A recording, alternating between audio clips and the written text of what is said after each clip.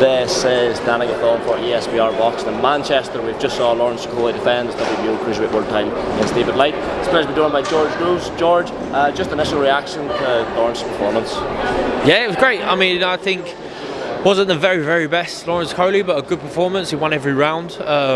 David Light, I didn't know much about him, before the fight was made. I tried to watch the footage about him, before coming here this evening. He looked tough, but there wasn't, as I say, there wasn't much to work with. But he was tough. He took his licks. He took some big shots tonight, and he came for them. So yeah, I think a good performance from Lawrence Okolie. Didn't get the knockout that I'm sure he always wants. We always want that as fighters.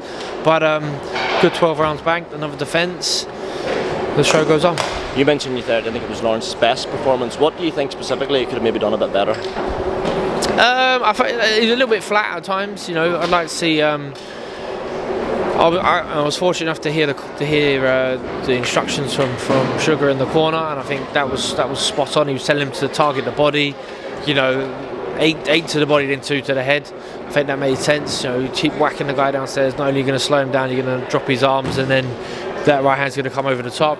Variation on the left hand, and I'd like to see a little bit more spite with his jab. It's you don't really. There was a periods of the fight where he was sort of pushing it and prodding it, whereas sure, not every jab's got to land like a right hand, but a lot more should, and there should be a lot more variation in the speed, the power, the tempo, the technique.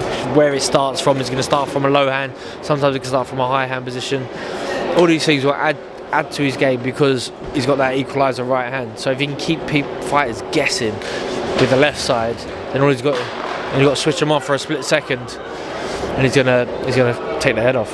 Just a quick word on Fraser Clark. Another win, another stoppage, but probably not the way he would have wanted. That's okay. I mean, he broke the guy's rib. I saw the shot go in, and I thought that hurt. He complained at the end of the round. Said I broke my rib. That was it. Fraser. I mean, more disappointed for Fraser is probably the cut on the top of his head. It looks like he's going to need a couple of stitches. He's not a spring chicken. Your skin heals a little bit slower the older you get. So you might be out of sparring for a little while. But they're talking about getting him back out in May. Timeline might be tight, but I hope he does. Keeps some momentum going. Keeps himself in shape, which heavyweights don't always do. But I don't know if Fraser. I hope he does. I'm sure he does. So keep himself in shape, keep fit and healthy. Another good win. And pushing on, he's starting calling out names now. Called out Fabio Wardley. I think that's a great fight. Just while I've got you, George, I've got to ask. Fury Usyk, incredibly disappointing. It's not happening. Feels like there's a bit of like a blame game going on, back and forth. People even accusing Tyson of ducking Usyk. Just your thoughts on all of it. Who do you think? Who do you think's ducked? I can't say. I have to sit on the fence. Have to sit on the fence, dude. Are you going to sit on the fence? Yeah. Well, someone's ducked someone. I don't know. They say it, or they haven't. Who knows? I don't know why all this public negotiation stuff started to become a thing. I like the cloak and daggers, stuff behind in the boardroom. I like to keep guessing, all this and these mad time percentage fine stipulations. They only come back to bite you. So yeah, who knows? Maybe they'll just fight in November in Saudi for a couple of billion, which. If you do the maths, you'd never ever get close to that sort of money if you could fight in the UK. How much are you going to charge for a seat? There's only 90,000 people can come, so you're only going to pay £30 max for your pay-per-view. So yeah, maybe they just need to buy some time with the sanctioning bodies, and they get the fight on at the end of the year. I'm sure they will. I think Tyson wants to be the man. He enjoys being the man. The more people say that Usyk's the man, and I'm hearing it more and more that people are questioning Fury, that'll get him. He'll have to show his worth, and we'll want to pick a winner. Reports today that Joe Joyce is the front runner for Tyson's next fight. It's not a bad consolation, Fury Joyce. I wouldn't want to fight Joyce. Like, if I'm Fury, again, I think Joyce should be in the avoided club. Good chin, fantastic engine, just the juggernaut.